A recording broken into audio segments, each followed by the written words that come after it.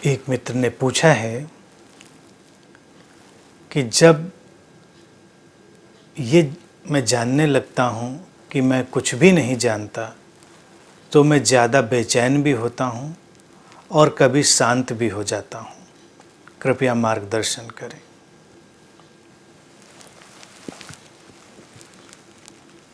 ये अनुभव कि मैं कुछ नहीं जानता एक बहुत ही महत्वपूर्ण अनुभव है, मुक्त करने वाला अनुभव है और ज्ञान के वास्तविक स्रोत से जोड़ने वाला अनुभव है। आम तौर से व्यक्ति तो इसी गलतफहमी का शिकार रहता है कि वो बहुत कुछ जानता है और जानने की दौड़ में भी लगा रहता है, कोशिश करता है कि वो बहुत कुछ जान ले। लेकिन जितना भी जाना जाता है वो जानने के बाद अगर व्यक्ति समझदार है, ईमानदार है, तो एक दिन उसका यही निष्कर्ष निकलता है कि मैं तो सचमुच में कुछ नहीं जानता। तुमको परेशानी, भय इसलिए भी लग सकता है कि तुमने अभी ज्ञान में, जो तथाकथित ज्ञान है, उसमें बहुत इन्वेस्टमेंट कर रखा होगा और तुमने लिखा है कि तुम्हें शांति भी लगती है, अच्छा भी लगता है, क्योंकि वही एक सहज अवस्था है, वही रिलैक्स होने की, विश्रामपूर्ण होने की अवस्था है। और फिर जो जानने योग्य है वो तुम्हारे अंदर उतरता है, प्रकट होता है, तो निश्चित ही ये बहुत ही शांति की बात है। निराशा, परेशानी, बेचैनी इसलिए भी हो सकती है कि अगर तुम जानने की कोशिश कर रहे हो और तुमको लगता है कि तुम जान नहीं पा रहे हो और उस निराशा में तुम कहते हो कि मैं कुछ नहीं जानता, तो बात अलग हो जाती है। सुकरात के जीवन की प्रसिद्ध घटना से तो सब लोग परिचित हैं ही।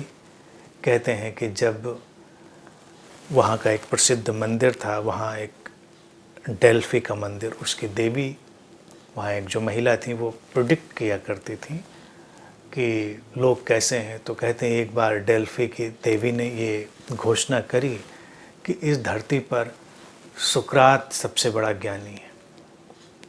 तो लोग यकीन करते थे डेल्फी की देवी में और वो सुकरात के पास पहुँचे कि ऐसा है, हमें तो बहुत ही प्रसन्नता है कि आप हमारे बीच हैं। तो कहते हैं सुकरात ने कहा कि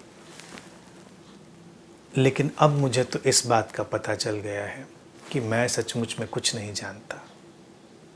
ये वास्तविकता है। जानना तो मुट्ठी भर है। कौन क्लेम कर सकता है कि वो सब कुछ जानता है? भगवान बुद्ध एक बार आनंद के साथ एक जंगल में गुजर रहे थे। पतझड़ का वक्त था, पूरा जंगल पत्तों से पटा था जो टूट कर गिरे थे। एक जगह कहते हैं भगवान बुद्ध रुके, उन्होंने एक मुट्ठी पत्ते जंगल से उठाए जो पतझड़ में झरे थे और आनंद से कहने लगे कि मनुष्य जितना जानता है बस वो इतने मुट्ठी भर पत्ते हैं, लेकिन पूरा जंगल तो भाई पत्तों से भरा पड़ा है। मनुष्य के जानने की सीमा है, जीवन असीम है, तो कभी भी कोई भी व्यक्ति ऐसा नहीं हो सकता जो उस असीम को जान ले। वो अनजाना हमेशा कहीं शेष रह जाता है। इस चीज़ को ही जो देख लेता है कि हम कितना भी जानें, लेकिन कुछ ऐसा है जो हमारे जानने की पकड़ से हमेशा बाहर छूट जाएगा, तो ये बात शांत करती है, रिलैक्स करती है, उसको विश्रामपूर्ण बनाती है और व्यक्ति के भीतर जो सब कुछ जान लेने का तनाव है उससे उसको मुक्त कर देती है। इसलिए ही ये शांति तुमको महसूस हो रही है। इस शांति का स्वागत करो और अपने इस बोध का भी स्वागत करो कि मैं कुछ नहीं जानता। ये अज्ञानता नहीं है, ये मूढ़ता भी नहीं है कि मैं कुछ नहीं जानता। मैं कुछ नहीं जानता की घोषणा अक्सर तुम देखोगे बहुत बड़े ज्ञानियों ने ही की है। आम व्यक्ति तो अपने ज्ञान को सिद्ध करने में ही लगा रहता है। वो जो कुछ जानता है उसकी एक एक बात को सिद्ध करने में लगा रहता है। तो ये तो उसकी समस्या है। हम जानते हैं कि यहाँ पर कुछ भी परिपूर्ण सत्य की तरह नहीं है। भारतीय दर्शन की ये एक बहुत गहरी समझ है कि यहाँ कुछ भी परिपूर्ण सत्य की तरह नहीं है, और ये वक्तव्य भी परिपूर्ण सत्य नहीं है। अर्थात सत्य इतना विराट है, इतना असीम है कि वो किसी की पकड़ में नहीं आता। हम जब भी कोई वक्तव्य देते हैं वो उसे सीमित बना देता है, ज्ञान उसके बाहर पड़ा रह जाता है। लेकिन जो कुछ भी हमारी पकड़ में आता है वो हमारे लिए उपयोगी होता है, जीवन को सुगम बनाता है।